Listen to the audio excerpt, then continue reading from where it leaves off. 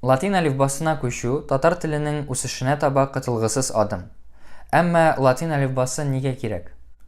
Беренчедән, татар теленең латин әлифбасындагы орфография татар фонетикасына буйсына һәм сүзләрне дөрес укырга мөмкинлек бирә, ягъни язарга өйрәнүне җиңеләйтә. Икенчедән, бүген прогрессив дөньяның күпчелеге латин графикасында яза. Без дә шул прогрессив дөньяның өлеше булуга якынаябыз. Өченчедән, латин әлифбасы безне төрки кардәшләребез белән якынайта. Төрекләр, азәрбайҗанлылар, кырым татарлары, төрекмәннәр, гагаузлар, үзбәкләр латин әлифбасын кулланалар. Казаклар күчәргә җыеналар. Моннан тыш, татар теленең латин әлифбасы уртак төрки әлифбасына нигезләнә.